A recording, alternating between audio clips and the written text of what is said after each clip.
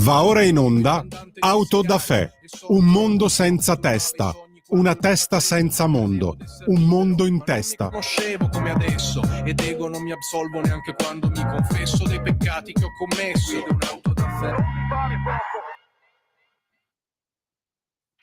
Buongiorno a tutte le ascoltatrici e a tutti gli ascoltatori. Buongiorno a Valentina Vasino, che ho il piacere di avere di nuovo con me, medico legale e da lungo tempo consulente della difesa di Olindo Romano e di Rosa Bazzi per la vicenda relativa alla strage di Erba. Si può dire che è stata una delle prime consulenti degli avvocati che hanno difeso i due condannati per la strage, no? Intanto grazie, buongiorno, dottoressa Vasino. Buongiorno. Allora, ritorniamo sulla vicenda di Erba e credo che ci ritorneremo all'infinito perché la questione non è stata chiusa neanche con la sentenza della Corte di Cassazione che ha detto la sua circa il no al processo di revisione già pronunciato dalla Corte d'Appello di Brescia. La sentenza della Corte di Cassazione avremo modo di commentarla anche per quello che concerne il suo lavoro, dottoressa Vasino, in questa conversazione e magari anche settimana la prossima. Poi parleremo con gli avvocati, ci sono alcuni, io me la sono letta attentamente e devo dire da cittadino sono rimasto ultra sbigottito, no? Dalla modestia intellettuale, logica, per conseguenza anche credo giuridica, ma non è il mio ramo, di questa sentenza, che non spiega nulla, che archivia tutto senza esaminare nessuno di quei fatti e senza coglierne le contraddizioni, perché la Corte di Cassazione doveva ragionare sotto un profilo logico, no? Se le cose stavano in piedi. Allora, le cose non stanno in piedi perché ci sono fatti completamente ignorati che rimangono tali anche dopo la pronuncia della Cassazione. Massimo rispetto dei giudici, ma massimo rispetto anche della verità e del diritto di critica quando esso è fondato. E in questo caso mi sembra che sia fondato per un semplice motivo. Qui tanti fatti, anche quelli di cui si è occupata lei, dottoressa Vasino, fin dall'inizio, non sono mai entrati nel procedimento giudiziario e a 18 anni di distanza siamo ancora lì. Alcuni fatti non sono entrati.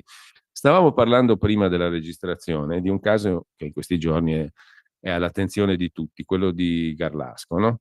Ebbene, abbiamo parlato in questi giorni si è parlato a proposito della vicenda di Garlasco, di una traccia, un'impronta palmare vicino al luogo dove è stata trovata la vittima, Chiara Poggi. A me è venuto subito in mente, ma anche a lei principalmente, dottoressa Vasino, una serie di questioni che sono estremamente simili a quelle di Erba. Anche su Erba avevamo una quantità di tracce di manate sul muro, insanguinate in quel caso. In questo caso, nel caso della vicenda di Garlasco, si è detto ma forse non era sangue, la traccia era rimasta lì, poi adesso l'intonaco è scomparso, i reperti sono stati distrutti, forse non si sa. Però insomma, là invece c'era una manata di mano insanguinata e c'erano altre tracce in uno dei luoghi su cui lei ha esercitato la sua perizia, la sua consulenza, no? Cioè l'appartamento dove la povera signora Valeria Cherubini, moglie di Mario Frigeri, è stata trovata senza vita alla fine. Ecco, ci vuole dire lei perché sta in piedi questa analogia, dottoressa Vasino, e quali tracce c'erano ancora sulla vicenda di Erba, ad oggi attribuibili ma non attribuite a nessuno? Ma partiamo proprio in stretta analogia con i fatti di Garlasco.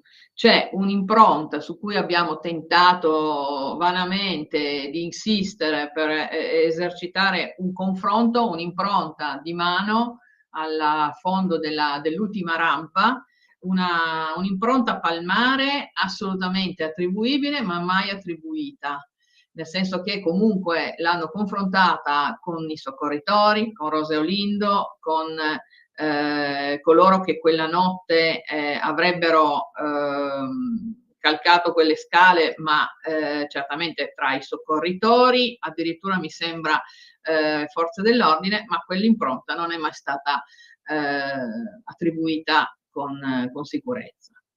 L'altra cosa, ancora sempre rimanendo... La interrompo, no? Però, se non sbaglio, la Corte di Cassazione su questo dice: ma quell'impronta lì non possiamo dire quando è stata lasciata. E a me questa considerazione mi ha un po' sbigottito, perché è chiaro che è stata lasciata nell'immediatezza dei fatti della strage, perché prima non c'era. Certo, oltretutto cosa ti costa attribuirla a dei soggetti che noi abbiamo proposto se poi quei soggetti non avevano, a differenza del caso di Garlasco, mai percorso quelle scale. Cioè, allora a questo punto non costa veramente nulla fare un confronto con alcune impronte palmari. Ecco, abbiamo visto che è un'indagine praticamente a costo zero, è solo da fare un confronto, cercare appunto queste tracce, questi match sui 16 punti. Ma non solo, c'era anche una bellissima impronta, certamente di sangue di una scarpa, certamente anche questa di una misura diversa da quella che portava l'Olindo. Parlo di Olindo perché era quasi sicuramente un'impronta maschile, e questa è nella casa Cherubini, dove c'è parecchio sangue, dove c'è questa impronta in parte su un cuscino schiacciato per terra. Ricordiamo che per la ricostruzione quella casa era assolutamente in ordine, invece chi vede quella casa non può che fare una considerazione su un disordine dovuto verosimilmente a un inseguimento. C'erano impronte di mano insanguinate sul divanetto e su alcune poltrone, sempre in casa Cherubini, che non sono mai state matchate, tantomeno con la mano della signora stessa. Ma ripeto, cosa costava provare ad individuare e attribuirle? E poi sembra che anche nel caso di Garlasco siano venuti meno alcuni reperti che siano stati distrutti, e anche questo si associa alla vicenda di Erba con la distruzione della famosa tenda. Ecco, sono quelle gli step da cui non se ne esce, si giunge forse anche correttamente ad una conclusione, forse anche correttamente si giunge alla distruzione, però diciamo anche che a questo punto, io parlo di Garlasco, certi reperti, se dici che ci sono, ci devono essere, ecco. Quindi non puoi distruggerli senza un'autorizzazione, ma su questo non voglio pronunciarmi perché non so nulla. Rimane il fatto che mi chiedo perché certi casi anche di rilevanza mediatica possono avere un maggiore interesse, ma in questo caso non tanto per la pressione della difesa, perché certamente la difesa ha prodotto degli elementi utili, così come l'abbiamo fatto noi. Sì. Però sono certa, da contatti diretti con i difensori, che l'indagine ha preso un suo avvio per iniziativa della procura. Certo. Quindi è vero, la difesa può, ma può fino a un certo punto. E qui torniamo su... questo è sempre il solito discorso. Qui torniamo sul tema generale, che non è affatto vero che in Italia difesa e procura siano sullo stesso livello, no? Ma assolutamente no. Assolutamente. C'è una sproporzione, diciamo, di forze, di mezzi e anche di peso mediatico, che diventa anche mediatico, che è assolutamente incomparabile. E questo in violazione palese dell'articolo 111 della Costituzione, che stabilisce i criteri del giusto processo e la parità assoluta tra accusa e difesa. È ancora una cosa da conquistare, questa, da realizzare. Sì, poi secondo me non ci devono essere dei compartimenti stagni, ci deve essere diciamo sostanziale, un riconoscimento da entrambe le parti, prevalentemente da parte della procura verso la difesa, di una correttezza intellettuale tale per cui io rispetto il tuo lavoro, e se tu mi dai degli elementi, io che ho determinate potenzialità sicuramente maggiori, li prendo in considerazione e vedo di approfondire ciò che tu mi hai proposto, perché qua tutti stiamo lavorando per la ricerca della verità, e questo è il discorso. Certo, la difesa è l'interesse personale. Mi pare di poter dire però che il lavoro suo e del professor Torre, perché voi lavoraste assieme, io ricordo il professor Carlo Torre è stato uno dei giganti della medicina legale in Italia. Io ho avuto anche la fortuna di intervistarlo e ne sono rimasto onorato, e ne rimarrò per sempre. Purtroppo è mancato qualche anno fa.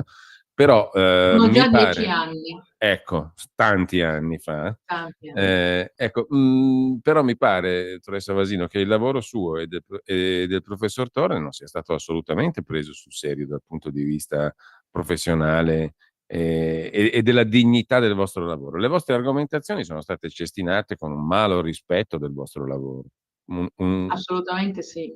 Ed è poi stata la sorte anche dei consulenti Cioè, voi che portavate stanno dei poi. fatti, degli Certo, argomenti, no?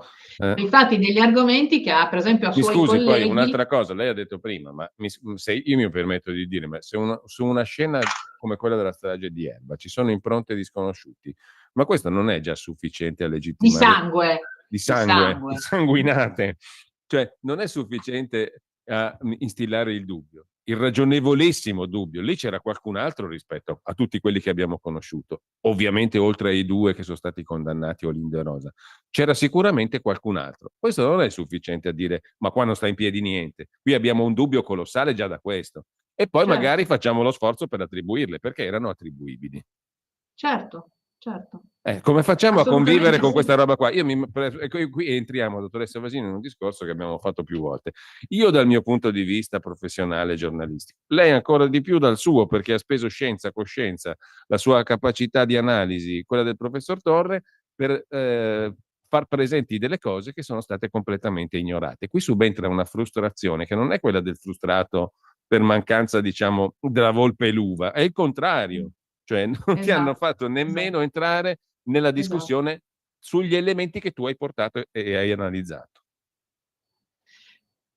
Allora, introduco l'argomento e non credo di violare il segreto. Allora, questo succede sia quando fai delle indagini difensive, lavori per una difesa, e succede, ed è successo, per esempio, al professor Torre, qui non voglio violare appunto la sua privacy, però anche quando lui, per esempio, fu il perito del caso di Marta Russo. Sì, Quando lui aveva la certezza di determinate sue conclusioni che ponevano quella traccia di sparo, certamente che poi fu l'elemento di condanna di Scattone e Ferraro, come un elemento su cui peraltro anch'io avevo lavorato, assolutamente non univoco dello sparo. Io ero presente in aula, l'hanno fatto tacere e hanno cambiato argomento. E non voglio, ripeto, violare nulla, ma lui da allora mi aveva poi raccontato, era anche caduto in una profonda depressione, di cui poi avevamo parlato successivamente, e che in qualche modo l'ho poi capito quando dopo Erba sono caduta in una depressione che forse aveva anche altre origini, ma anche questa. E lui mi spiegava, guarda, è successo anche a me, perché quando tu sai di poter condividere, io non dico che voglio essere assolutamente in qualche modo non dico compreso, ma non mi volete dare ragione, va bene, ma almeno confrontiamoci, era questo il certo, discorso. certo. Il confronto tra persone che abbiano studiato il caso con elementi che possono essere condivisi, ma poi interpretati in modo diverso. Quello è la cosa fondamentale per noi che facciamo questo mestiere, ed è la solitudine, appunto, del consulente, è la solitudine del perito, è la solitudine quando però, attenzione, non hai cioè anche il tuo committente, come in quel caso Torre aveva la corte d'assise, ha inteso il tuo lavoro come di poco pregio, e quindi neanche ti dà la possibilità e l'opportunità di spiegarlo, capito? Questa cosa qui è successa a noi ancora di più per Erba, perché se abbiamo avuto modo di parlare in corte d'assise in primo grado, non abbiamo mai avuto modo di confrontarci con nessun altro consulente di controparte, se non colui che aveva fatto le autopsie. Cioè, come Non dire, c'è mai stata una perizia, non c'è mai stata una perizia che abbia detto ma avete sbagliato tutto. Ma io sono anche ben contenta se tu contesti degli errori che io ho fatto. perché magari Ma impari dato anche. imparo, ma dato che io so, come ho imparato da Torre e da coloro che mi hanno insegnato questo mestiere, perché è un mestiere, non è solo una professione, è un'attività sì di testa, ma anche di step, Di prassi. disciplina, di pratica, di impostazione. La mia impostazione è quella di mettere sempre dei dubbi a ciò che è la mia più personale convinzione. Studiando, gli elementi non vanno a costruire un bel pacchetto di conferma a ciò che ho cominciato a pensare, ma quello che studio serve a mettere sempre in dubbio. È praticamente la cultura del dubbio, ecco. E questo certo ti richiede molta disciplina, ti richiede molto tempo. E in qualche modo io penso che questo tipo di modalità di approccio sia anche un po', se vogliamo, difficile da praticare per chi, faccio per esempio un gabinetto di polizia a 100 casi di questo genere, è difficile effettivamente potersi dedicare. Io lo posso anche comprendere. Ma è lì che scatta l'importanza del vostro lavoro, no? Certo, perché poi se io ti fornisco degli elementi e colleghi suoi che hanno avuto la pazienza di leggere la nostra, e tu stesso, la nostra consulenza, erano poi meravigliati perché tutti i tasselli entravano perfettamente a posto e in qualche modo si stupivano che questa ricostruzione non fosse neanche degna di essere ascoltate. Questo è il problema. Cioè, chiedo solo che tu, giudice, possa nominare qualcuno se tu non sei in grado di seguire il discorso sugli imbrattamenti, cioè, nomina qualcuno che si confronti con noi, qualcuno di tua fiducia. E questa è la frustrazione vera. Ecco, lei l'ha spiegata benissimo e non c'è stata la possibilità di fare questo confronto mai. E stiamo parlando di 18, ormai quasi 19 anni. Sì, esatto. E questa è la cosa che... Sono 18 Garlasco, sono 19 ormai, perché era l'anno prima. È questo che tramortisce, che lascia basiti, che lascia esterrefatti, direi, perché questi fatti che voi avete messo in fila non sono mai entrati dentro questa discussione. No. E fatti importanti, fatti enormi, che vengono liquidati anche nella sentenza di Cassazione con due parole, perché io ho letto l'ultima sentenza nella quale si parla della consulenza sua e della consulenza del professor Priori. Sì. E la sostanza è questa: la consulenza della dottoressa Vasino non ha carattere di novità, è una riedizione ampliata della relazione già fatta al processo di cognizione. Punto, fine. Come aveva detto la Corte di Brescia rigettando la revisione. La consulenza del professor Priori è inammissibile perché fissa come base di partenza un elemento indimostrato, una congettura, cioè che il muscolo psoas della signora Cherubini fosse lacerato, il che non risulta dal referto e dunque la consulenza si basa su una mera ipotesi. Stiamo parlando di uno dei fatti più incredibili di questa storia. Voi avete documentato in maniera ineccepibile che la povera signora Cherubini non poteva essere stata ammazzata e colpita in quel modo al piano dove è stato eseguito il resto della strage. Era stata inseguita fino all'appartamento suo, un piano sopra, ed era stata finita lì. Ci sono prove, direi, inoppugnabili di questa cosa, no? Ecco, a fronte di queste prove inoppugnabili, che non stiamo a ripetere perché ne abbiamo parlato 1000 volte, lascio a lei magari di citarne qualcuna tra le più eclatanti, ma sono cose che chiunque capisce. Lei diceva prima, forse il giudice non capisce. L'ho capito perfino io. Cioè, mi sembra di una evidenza palmare che la signora Cherubini non sia potuta essere stata colpita e finita dove i due condannati raccontano di averlo fatto. Non sta in piedi quella versione lì. La confessione su quel punto è completamente falsa, perché i dati tutti dimostrano che è stata colpita a casa sua, è finita lì. E quindi da qui si deduce anche che chi l'ha colpita era ancora lì quando arrivano i soccorritori. Non poteva non essere visto uscendo da dove questi due hanno raccontato di essere usciti. Questa è roba logica, elementare. Allora, è una logica inoppugnabile, per cui nessuna sentenza di Cassazione mi potrà far deviare da questo percorso. Ecco, lei come ha accolto questa liquidazione per l'ennesima volta del suo lavoro? Perché ho capito che la frustrazione c'era già prima, l'ha spiegata benissimo, ma questa qui la Cassazione ci ha messo il sigillo con la cera lacca. Io non riesco più a darmi risposte, se non per il fatto che forse c'è veramente non riesco a rispondermi. Non riesco a rispondermi anche perché, come ho detto prima, non capisco perché la dignità di determinati elementi, per esempio, torno a Garlasco, di determinati elementi forniti dalla difesa siano stati raccolti dalla procura in un caso e nell'altro caso no. Io veramente non lo so, non riesco a capirlo. Proprio non riesco proprio a...